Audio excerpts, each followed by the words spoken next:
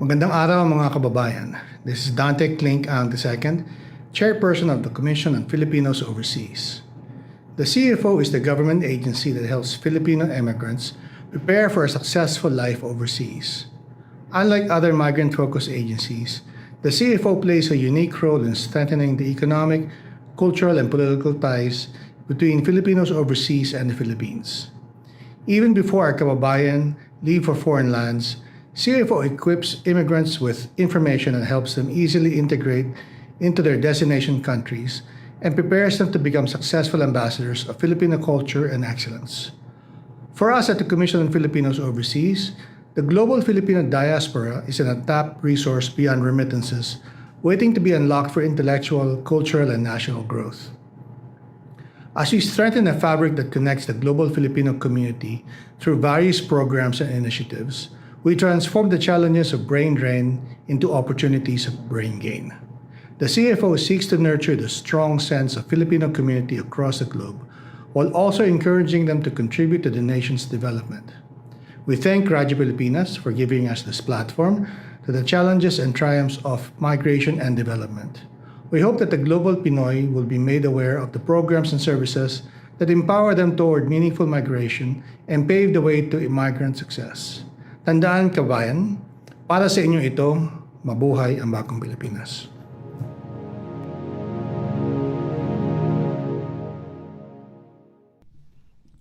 Tinig ng bayan, lakas ng katotohanan. Himpapawid na may layuning paglingkuran ang mamamayan. Sa bawat kwento may diwa ng serbisyo. Sa bawat balita may puso at paninindigan.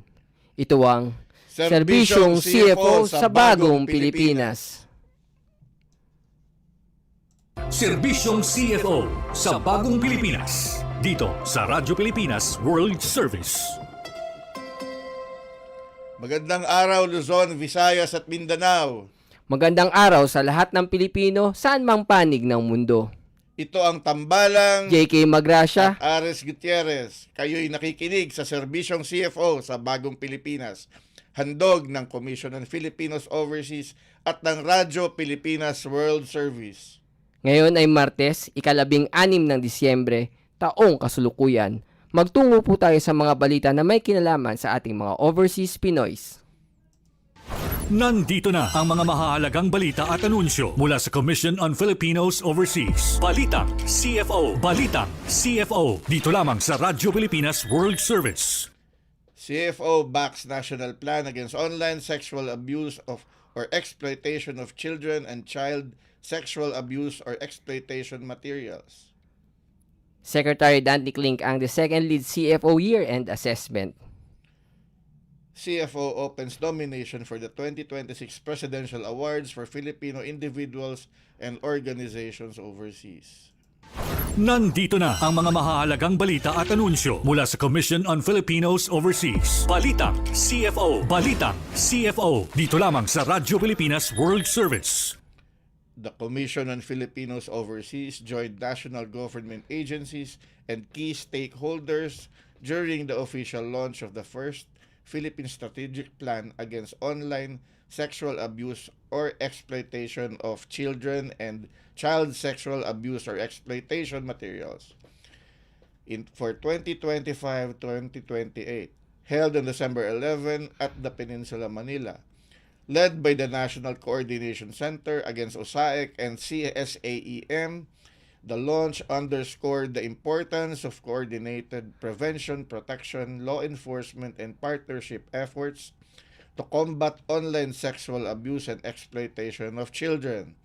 The launch brought together high-level officials from government, Congress, and development partners, highlighting the multi-sectoral nature of the national response.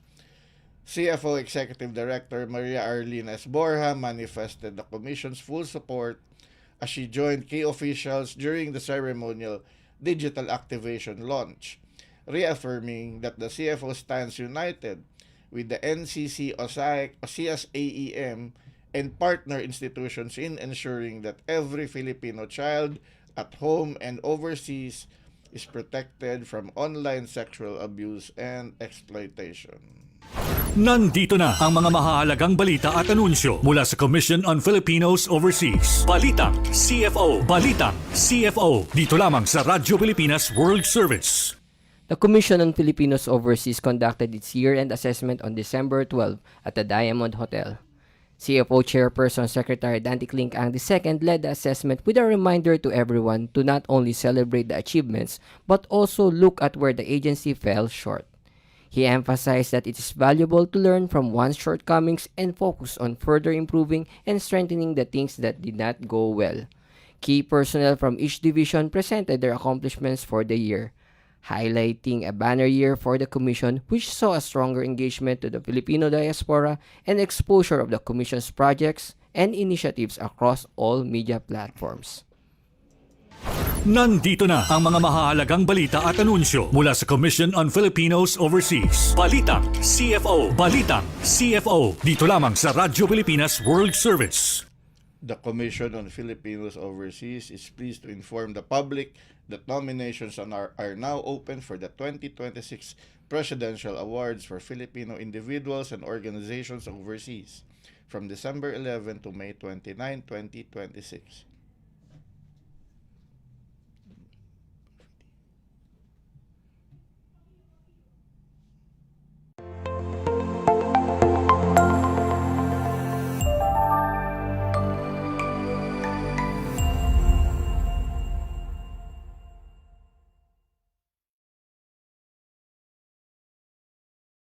From every corner of the world, the Filipino spirit shines through compassion, excellence, and service. Wherever they may be, our kababayans continue to bring honor to the nation. The Presidential Awards for Filipino Individuals and Organizations Overseas, or PAFIO, celebrates the extraordinary contributions of Filipinos abroad and international partners whose contributions transcend borders and uplift the Filipino spirit.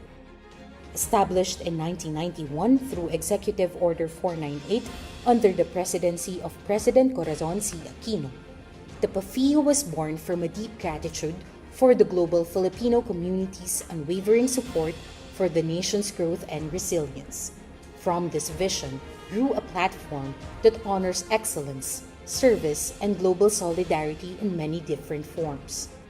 The PAFIO honors contributions across 4 distinct categories, each celebrating different facets of excellence and service. The Banaag Award recognizes collective action that uplifts Filipino communities abroad, emphasizing the power of collaboration and support.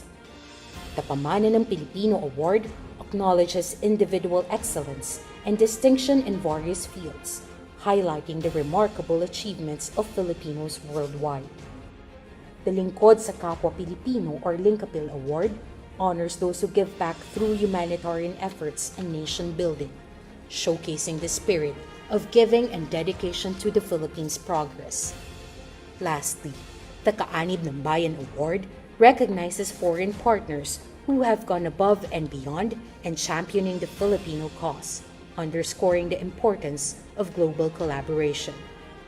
Since 1991, 555 individuals and organizations from 55 countries and territories were conferred with PAFIO by 7 presidents. Their achievements remind us that the Filipino spirit transcends borders, making an indelible mark on the world stage. This 2026, the search continues. The Commission on Filipinos Overseas invites nominations for the next presidential awardees, individuals and organizations whose achievements and service continue to inspire the world. Nominations open on December 11, 2025 and close on May 29, 2026. Beyond the milestones and figures of the PAFIO are the real hearts behind the mission, the men and women whose service embody the true spirit of the Presidential Awards.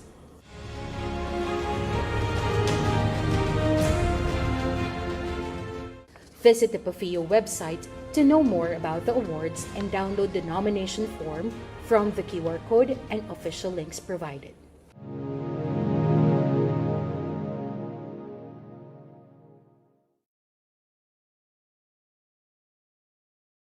Filipinos Overseas. Serbisyong CFO. Dito lamang sa Radyo Pilipinas World Service. Attorney Carlo, grabe na ang traffic ngayon at grabe na rin ang dami ng tao at ang dami na rin gumagastos ng kanilang mga bonuses. Ano?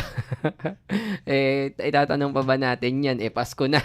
O yun. Kaya lang, ang downside, dumadami din ang mga nagpapadala sa atin ng text messages ng mga scam. And kahapon lang may natanggap ako na bibigyan daw ako ng 6,500 mula sa DSWD. Ibigay ko lang yung phone number ko. Ayun. Mukhang alam niya na nakatanggap ka na ng bonus mo. Hindi ko naman nakahawakan yung bonus ko. Anyway, Attorney Carlo, na imbitahan natin uli dito sa ating program ang isang subject matter expert Yes. on cybersecurity and cyber fraud na naging guest na ninyo Yes. sa previous episodes ng Serbisyong CFO. So, hindi na natin patatagalin ang introduction dahil marami tayong mapapag-usapan. Dahil importante to, lalo na dumadami ang scammer all over the internet, sa phone, sa mga messaging apps. So, Attorney Carlo, pakilala mo na ang ating subject matter expert. Oh. So, si Sir Robert Pagya, dati na namin naging guest yan at siya ay isang data protection officer sa kanilang opisina. Ipapakilala niya yung opisina niya sa inyo. Ladies and gentlemen, sa ating lahat ng manonood po, si Sir Robert Pagya. Magandang umaga sa iyo, Robert Pagya. I'm not used to calling him in his full name dahil kami ay magkaklase. Obet. Tawagin na lang natin Obet. Sir Obet, Obet, magandang umaga po. Magandang umaga sa iyo. At gusto ko lang idagdag na nung una naging guest namin si Sir Obet, siya, nasa Zoom siya. Ngayon, live na tayo sa dito. ating at lagi namin sinasabi gaano kami ka-thankful na nandito sa iba pa rin kasi yung dating pagkaharap mo yung kausap mo. Oo nga. Ay, Obet. Good morning, Ares. Good morning, Attorney Magasha. Good morning po sa mga manonood po natin. Gusto ko lang pong ipakilala po ang aming ahensya. Kami po ang Cybercrime Investigation and Coordinating Center. Kami po ay attached agency po ng Department of Information and Communications Technology sa pangunguna po ng aming kalihim na si Secretary Henry Aguda. Ang aming po Executive Director sa ngayon po, Acting Executive Director ay si Attorney Renato Aboy Paraiso. Sabi ang gusto nga po niya laging sabihin ay Aboy lang po. At kami po ang pangunahing ahensya po na humahawak po sa pagsugpo po ng mga cybercrimes at sa pagpe-prevent nga po ng mga cybercrimes. Ngunit hindi po ito ang talagang mandato namin dahil kami po ay wala pong powers na mag-imbestiga. Kaya po kami po ay nakikipagtulungan po sa mga tinatawag natin sa batas na Republic Act 10175 o Cybercrime Prevention Act na law enforcement authorities. Dito po pumapasok po ang Philippine National Police Anti-Cybercrime Group at ang National Bureau of Investigation Cybercrime Division. Pagka naman po nagkataon na file na po ng complaint po yung mga cybercriminals at mga hackers na nabanggit nga po ni kasamang Ares dito ay napaka-prevalent po ngayong mga panahon na to, ay nakikipagtulungan din po kami sa Department of Justice Office of Cybercrime. Kaya po yan pong 4 na ahensya po na yan na kinreate po sa pamamagitan nga po ng Republic Act 10175 o Cybercrime Prevention Act. Kami pong 4 po ang talaga pong nangunguna po sa pagsugpo, sa pagsuppress at sa pagprevent po ng cybercrimes. Matindi yun. Sugpo, suppress, prevent, di ba? Ano ba, diretso na tayo sa, ano ba ang mga prevalent na yung madalas na estilo ng mga cyber criminals ngayon, lalo na ngayong holiday season? Ano bang usual na ginagawa nila? Well, kasama Ares, meron tayong tinatawag kasi ngayon yung general term na tawag natin, yung social engineering scams. Yun. Pero itong social engineering scams na to, pwede natin itong, kumbaga, himay-himayin eh. Meron tayong tinatawag na phishing emails. Yan ay sa pamamagitan ng email na magpapadala nga sila ng allegedly legit na email. Pero itong mga email na to ay may tinatawag na tayong link. Meron siyang kasamang link na kailangan daw i-click mo. I-click Yes, mo, pag oo. i-click mo naman yan, yun na. Mare-redirect ka na sa ibang untrusted website. Oo. Kokolektahin na yung mga personal information mo na pag nagawa nila yon ay makakapag-send na rin sila ng mga ibang email sa mga kakilala mo sa contact list mo. Yan. So, yan ang una, phishing email. Pangalawa, nag-evolve na rin kasi yung phishing. Ang pangalawa ngayon yung tinatawag natin is smishing. Yung binagay ko kanina, Ares, na to text or SMS. Yan, ganun din. Magpapadala ng text sa atin at meron din link din yung ating mga text na yan. At pag kinlink nga din natin yan, yung unang-unang ang mangyayari ay kokolektahin nila ang ating mga personal na impormasyon. At kasama rin dyan sa mga smishing text yung pag-take over nila sa mga Facebook accounts or social media accounts natin.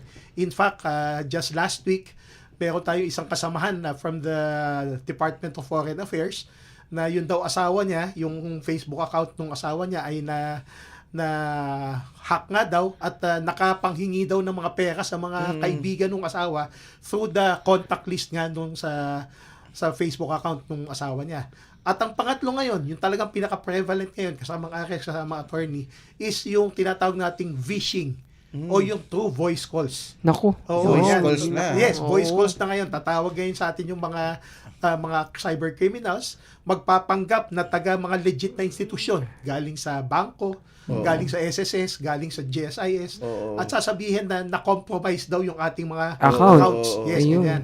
At madali mong ma-identify naman yan eh. Kasi pag tumawag sila, ang gagawin kagad nila may sense of urgency. Ares, may nangyari sa bank account mo. Meron akong papadalang link sa'yo na pag kinlik mo yan at lumabas yung OTP mo, ibigay mo kagad sa akin. Para ma-save natin yung account mo. Para ma-save yung account mo. Pero always remember na ang mga bangko will never ask yung mga OTPs natin or mga PINs natin. Kaya pag tinanong na or sinabi ng may papadalang link sa atin at ang mangyayari nga dito ay lalabas daw yung OTP natin at kailangan natin i-divulge sa kanila, yan na nga, phishing calls na yan. Scam na ngayon yan. So nag-evolve na siya. Dati kasi phishing lang. Yes. Phishing to mga kaibigan na PHI. Hindi yung phishing na pero actually the Yun same din yun. principle. Oo. The same principle, They're yes. phishing for information, di ba? Oo. So from phishing to smishing, ngayon phishing, ngayon ko lang narinig yun sa'yo, Obet, yung phishing na yan. Oo. So talagang totoong tao yung kausap mo. Talagang totoong real tao. person. Yes, no? real person yung mga tumatawag sa atin. Kaya lang ngayon nga, nagpapanggap sila for the purpose of extorting money. Opo. So ito ay isa talagang organized organized Na organized crime. Yes. Sir Obet, bukod dun sa nabanggit mo na tatlo, may mga nakarating na ba sa inyo yung mga paggamit din ng AI? For example, video na ng taon mismo yung kausap mo tapos nanghihingi. May ganun na rin bang mga Meron na rin. Ito yung mga tinatawag naman nating deepfakes. Mm. Yan, Oo. deepfakes yan. Kung maalala ninyo, nung panahon ng eleksyon, nung tumatakbo pa lang ang ating butihing Pangulong si BBM, merong lumabas na yung nasa California daw siya, na nagse-celebrate daw siya, nagpa-party-party, pero kalaunan, pagkatapos na isang malalimang investigasyon talaga, napakita na ito ay deepfake lamang. So, ibig sabihin, ginaya lang yung mukha niya, inilagay lang sa ipinatong sa isang ibang tao. sa ibang tao, at pinalabas na siya yon. At ang katotohanan niyan, Ares, tsaka Attorney Magasya, merong isang naging viral na video dati, siguro mga last year or early this year, isang mag-asawang Chinese. Nasa bahay sila, naglilinis yung nanay habang nagkukwentuhan sila ng tatay niya. Tapos biglang may natanggap silang tawag, allegedly from their daughter. Alam nila kasi yung daughter nila pauwi from nasa States, nag-aaral, pero bakasyon, pauwi ngayon sa China. So, uwi sa kanila. So, nung tumawag, ang sabi nung nanay, "How are you? Are you in the airport already?" Basta ganun, kwento mo sabi nung alleged daughter, I'm being held up here in the airport. Can you send me money? I need money. Yan. Pera kagad talaga ang sinabi. Ganyan. So, syempre, yung tatay, dahil tayo medyo mapagduda, ayaw pa munang yung magbigay ng pera. Pero upon the prodding of the mother, magbibigay na sana ng pera yung tatay. Ayun. Biglang bumukas yung pinto. Dumating yung bata. Nandun yung daughter nila. Tapos sabi, "Is that my voice?" Are you talking to me? Sabing ganyan. Kuwang-kuwa. Ka-deepfake ngayon. Oo, AI to. AI talaga. AI ang ginagawa nila dyan. Kaya nga din, kasama Attorney Magasya, isa rin sa lagi kong sinasabi, na paalala ko pagka ako'y naimbitihang maging resource person, pag may tumawag sa'yo na unknown number, wag mong sasagutin.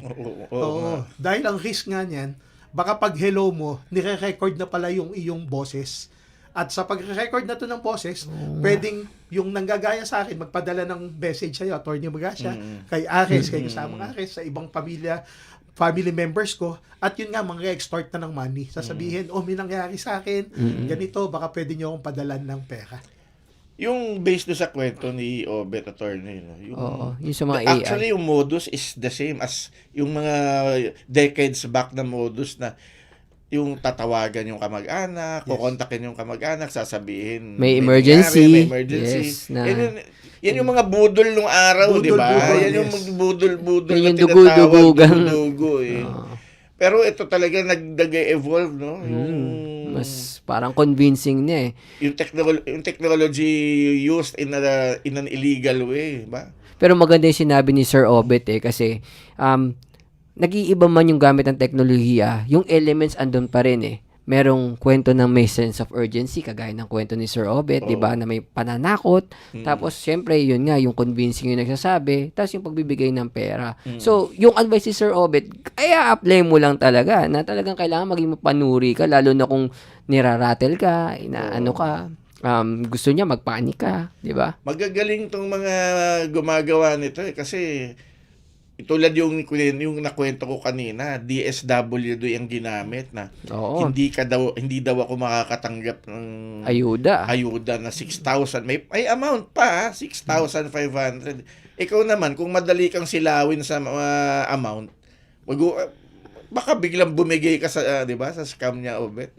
Ang totoo niyan, kasamang Ares, yung nabanggit mo sa DSWD, attorney, may natanggap din ako about 2 weeks ago. Ganyan mismo. Yan, diba? Ganyan. From a good friend of mine. Tinake over yung messenger. Ibigay mo lang sa akin itong following details na to at makakatanggap ka ng ayuda sa DSWD. Alam mo, initial reaction ko akin sa Attorney Magasya, yung isang common friend namin, ang mga staff ko kasi to dati sa PhilHealth eh. Sabi ko, Peter, nahack ba yung Facebook account ni ma'am ganito? Sabi niya, bakit? Eto, papadala ko sa yung message niya. And then after a while, siguro mga about 5 minutes or 10 minutes, may message na sa akin yung tao mismo. Sir Obet, hack po yung aking Facebook account. Hindi niya mabuksan na. Kaya sabi ko, buti na nga lang ako, alam ko agad kung paano mag-identify ng mga ganyan, di ba? Paano kung nga tama yung sabi mo, paano kung common tao yan? Na nakita kasi 6'5", syempre. Sayang 6'5", saan mo ba matatalisod yun, di ba? Sayang yun. Yun nga, kaya ako'y nagpapasalamat na naiimbitahan niyo ako sa mga ganito para nga makapagbigay tayo ng warning. Lalo na kung halimbawa, person in authority yung nagpadala. Kunyari, mas boss ko, kunyari, syempre maniwala ako kasi may katungkulan yung tao eh.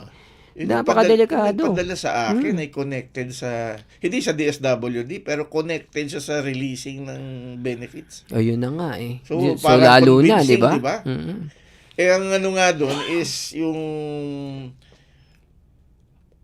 talagang common ground niya is sisilawin ka talaga ng kung ano-ano eh. Like for example, yung sa credit card, yung meron na bangko ang natanggap ko.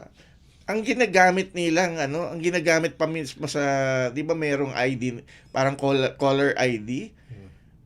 Pangalan ng bank. Yes. So na-hijack na nila yung yung pangalan ng bank. Anong tawag doon, Obet? Yung kaya na nilang kopyahin yung spoof. Ayun, diba?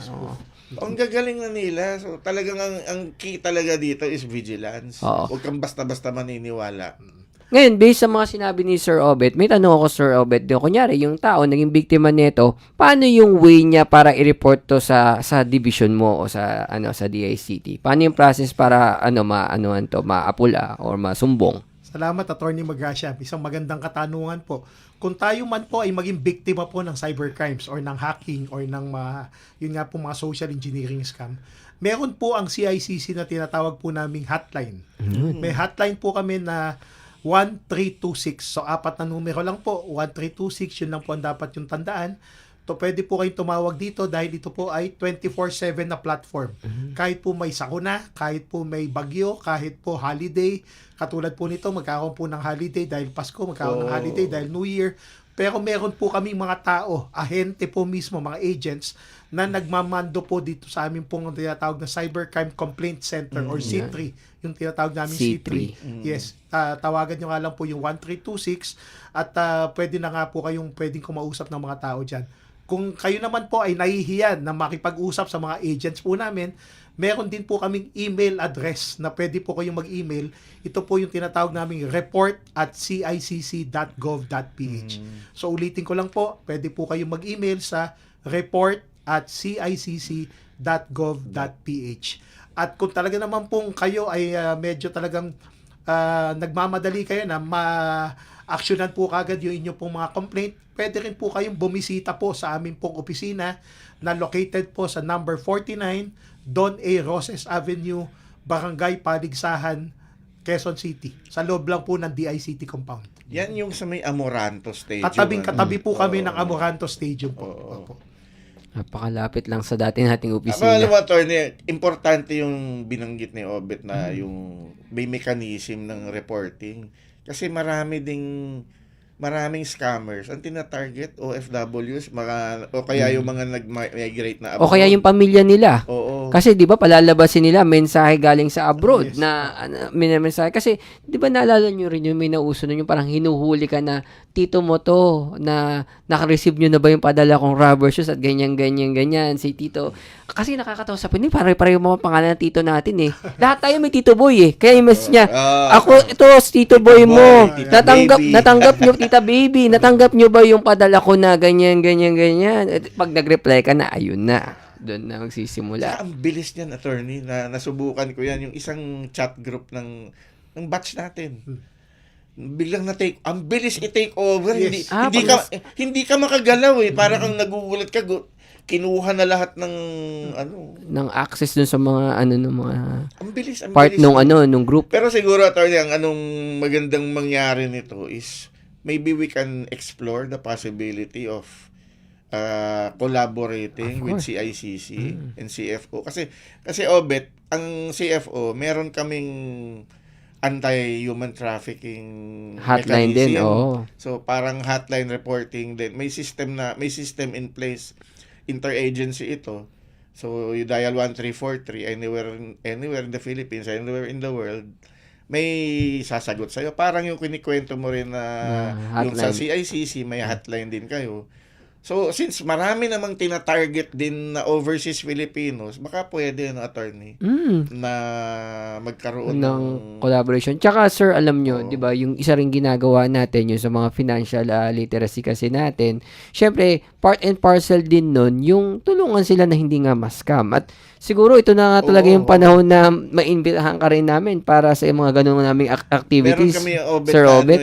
Meron kaming program sa CFO, yung Peso Sense. Yes. So, actually, napakalawak ng reach niyan kasi ang tinuturo nga dun, yun nga, financial literacy, pag-ipon, pagpapalago ng pera. Pag-invest. Pero part na rin dun siguro yung pagprotekta ng Tama. mo, di ba? Yung Resources yung mo. inipon mo. Welcome kami dyan, kasama nga kay sa attorney. Kasi simula nung ang umupo sa aming acting executive director na si Attorney Aboy Paraiso, talagang nag-open kami sa CICC ng mga collaborations.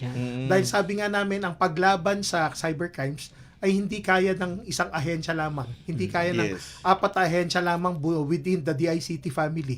Hindi kaya ng Office of the President lang. Ang tinatawag nga namin ay kailangan lagi natin ng whole of society approach. Hindi whole of government, whole of society, meaning both private and public sectors dapat nagko-collaborate. In fact, marami ng mga na-sign na Memorandum of Agreement at Memorandum of Understanding si Attorney Aboy, ang aming acting executive director nga.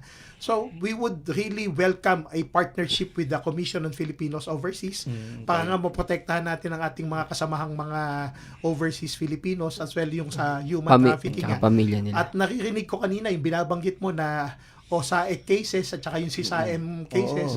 Yan din po ay isa sa ano rin kasi marching order sa amin ni PBBM na talagang pangalagaan namin ang mga kabataan, ang children. Kaya talagang kami lumalaban din sa OSAEC at CSAM cases.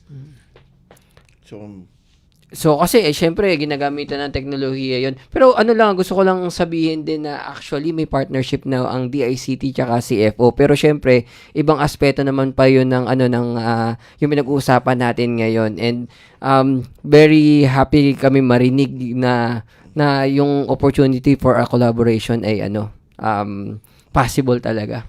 Actually, pwede rin isama sa module ng PIDOS. Yes, Yung departure orientation. Pwede, Kasi, pwede. ano yan kumbaga yung ginagawa naming PIDOS, parang iba nadidinig mo sa DMW, yung mga OFW, nag-undergo ng PIDOS. Meron din sa CFO na PIDOS. Ito naman ay part ng social preparation ng kung ikaw, isang Pilipino ay magmamigrate sa ibang lugar, sa ibang bansa. How do you prepare yourself? No? Kasi iba yung daratnan mo ron, Ibang kultura, yung atmosphere, yung working environment. And of course, hindi lang naman sa Pilipinas ang cybercrime. It's all over the world. Oo. So malaking bagay kung ma-include sa module ng PIDOS yung ganyan, no? Cybersecurity.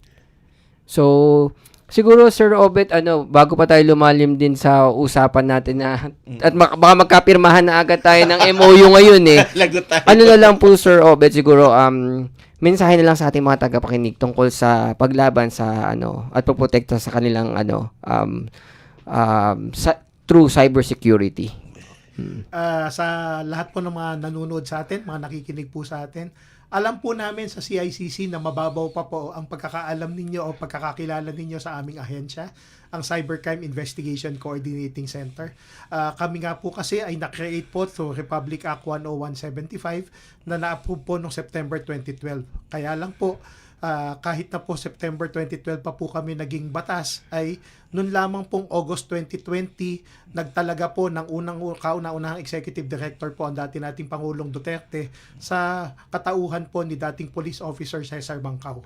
So noon pong August 2020 lang po kami nag-start, kaya nga basically 5 years pa lang po kami in existence. But in those 5 years po, marami na po kami nagawa. Sabi ko nga po, nakapagtayo na po kami ng aming tinatawag na Cybercrime Complaint Center na dati pong tinatawag naming Interagency Response Center po yon.